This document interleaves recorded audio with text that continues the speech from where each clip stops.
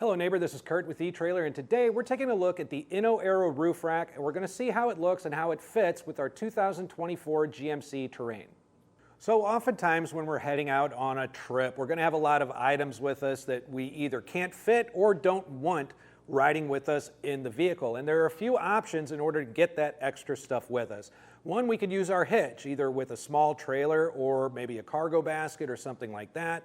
The other option is going to be a roof rack. Now, a roof rack to me is the better option in this scenario because it doesn't really add to the footprint of the car, so parking and things like that, you don't really have to worry about while you're out and about.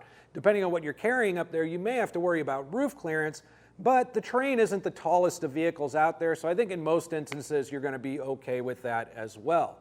So the Inno Aero Roof Rack is going to have a weight capacity of 165 pounds.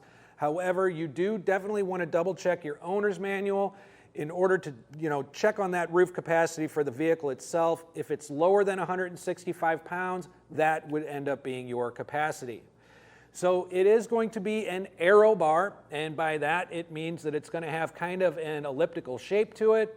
It's going to be a little wider in the front, a little bit more of a blade shape here in the back, and what that's going to do is really help you out aerodynamically in that it's not going to vibrate as much and therefore create as much road noise as you're going down the highway. These are going to be much quieter than a square or round bar. Now, this is an overhang style of bar, which I really like because it just gives us more bar space up here to work with. So these are going to have 51-inch bars. Because of the overhang with our clamp mounted accessories, we do have an opportunity here, depending on the size of the clamp, to kind of move it over here, which is another reason why I like overhanging bars. It does give you the opportunity to possibly go side by side with two different items up here, as opposed to a flush mounted bar where the crossbar is going to end inside the tower. While those tend to have kind of a more aesthetically pleasing look, to me, they're a little bit limited because you're forced to mount everything toward the center of the vehicle, and you really don't have that opportunity to put more than one thing up there. So with the clamp-mounted accessories, that's just going to give you a little bit of extra room to work with. There is a T-track up top with a weather strip to help keep the noise down. And you're going to access that through our end cap, and then by pushing down on that weather strip and sliding your T-slot accessories over. Now, with an overhanging crossbar, you might be concerned that you might hit your head on it getting in and out of the vehicle, but the truth is, it really doesn't come out much past the door threshold, so getting in and out of the vehicle is actually pretty safe. I don't feel like I'm in any danger of it hitting my head at all. But I do think that the fit on the Terrain is actually really nice, so let's grab a measuring tape and just see how it fits up there on our roof. So as we're up here, one of the most important things that we want to measure is our crossbar spread, and that would be the distance between our crossbars.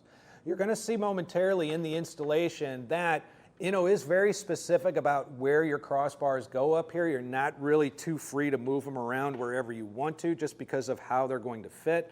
So when we get it fitted up here, we're looking at a crossbar spread of 27.5 inches, and that to me is actually not a bad place to be.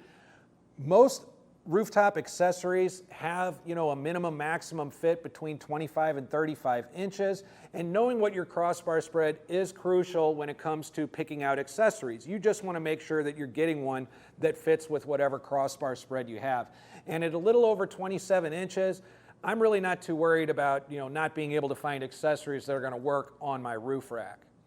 The other thing that we're going to want to take a look at is how much clearance do we have up above our roof with this rack on. How much higher is this going to add to the vehicle? So you're going to have an additional roof height of 4.5 inches when you have these crossbars up on your Terrain. So if you're curious about what the clearance is for your roof, add the height of your accessory plus that 4.5 inches, and you'll get an overall vehicle height with the height of your vehicle. That'll help you understand if you're going into an area that maybe is too low of a clearance for you and your cargo.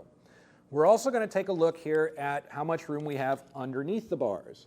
Underneath the bars, we are just under 3 inches. That's more than enough space for any of those clamp-mounted accessories to be able to wrap around and grab onto your bars. Now, we mentioned a little bit about the installation process. It's actually very simple, and it can be done on your own. So follow along, and I'll show you exactly how we got these on the roof of our Terrain.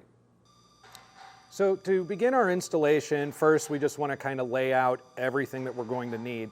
We've got our crossbar, tower, our fit kit, which is going to include this clamp and pad, our tower cover, and we've got this fitting piece right here that's going to end up going into our crossbar in order to fit our tower onto it, along with the Allen tools that comes with it. Now, we already have our front bar installed, and really all the towers go together the same. They go onto the crossbars the same. However, the one thing that you really want to pay attention to are the rubber pads that go underneath your towers. Your back crossbar towers should have number 419. Your front crossbar pads should be 424. Now, the reason for that and the reason they're different is they are contoured to fit on your roof pretty snugly as long as they're placed in the right spot. So with that being said, we've got the correct parts here. We're going to go ahead and take one of our towers and our pad. If we look underneath here, we're going to see some inserts here for it to go into, plus we've got some spots here that are going to cover up the heads of these screws. So we're just going to go ahead and firmly place that on there, just like so. We're going to place our clamp over it just like that, and then replace the bolt and washer.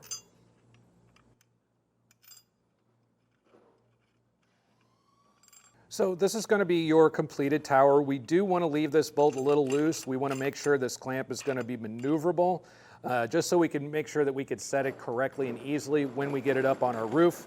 Our other tower is going to assemble the exact same way. All four of them, in fact, assemble the same way. Again, though, just double check.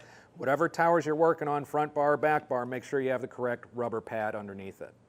So with both of our towers assembled, it's time to get our crossbar prepped. And in order to do that, we're just going to turn it over. We're going to remove our end cap. And then we're going to slide this tab all the way out, just like so.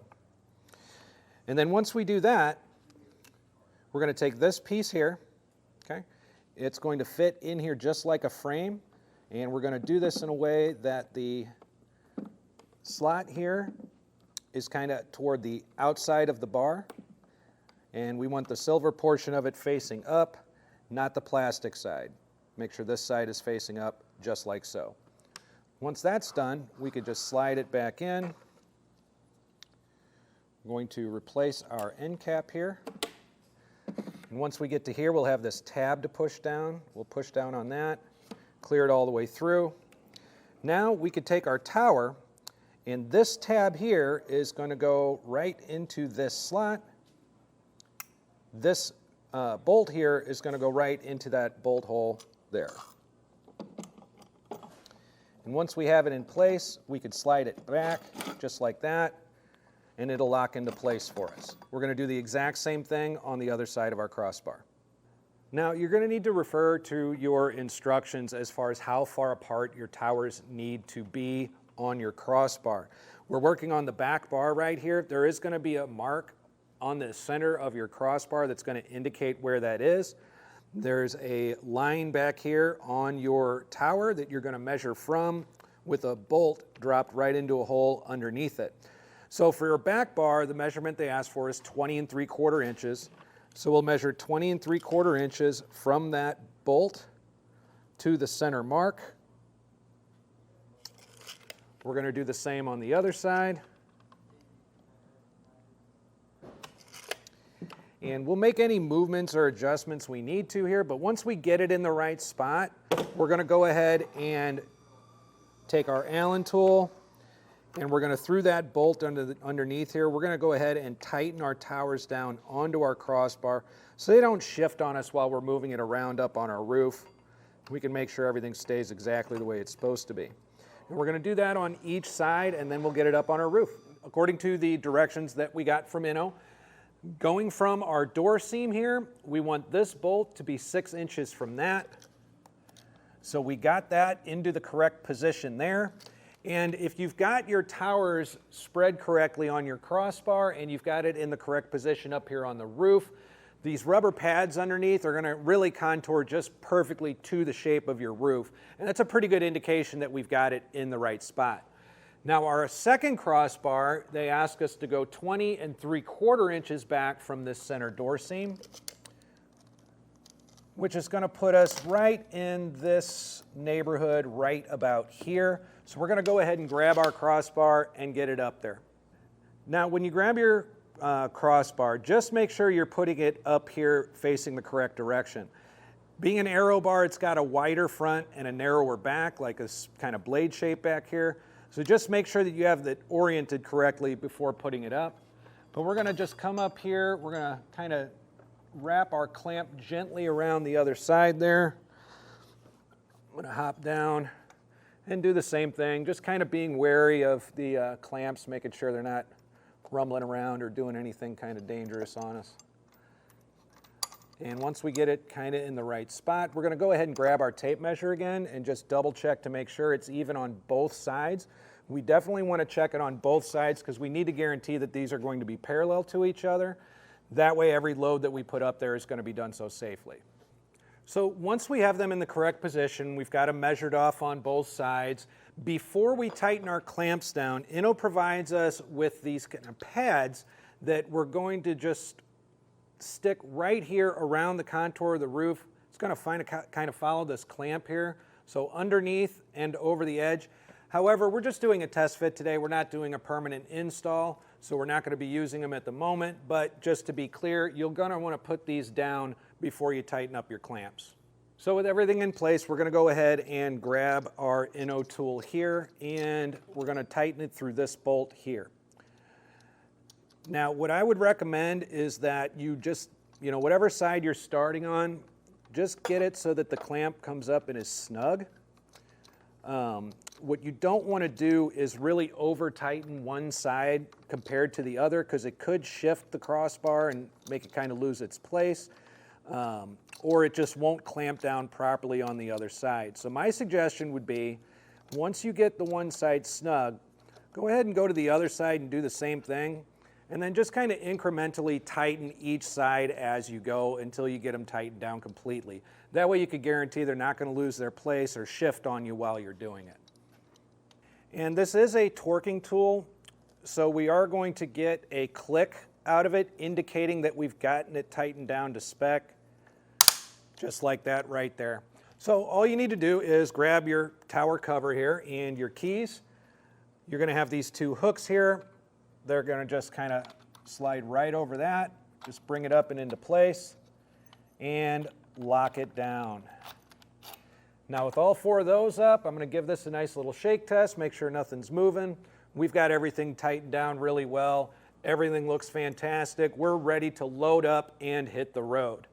Now, if after watching this video, you decide that the Inno Roof Rack is the roof rack for you and your GMC Terrain, and you get it, install it, and have the opportunity to use it a few times, please share with us what you think about it in the comments below. We would love to share that experience with other neighbors so they can make the best decision for themselves. Once again, this is Kurt with eTrailer. Thanks for stopping by.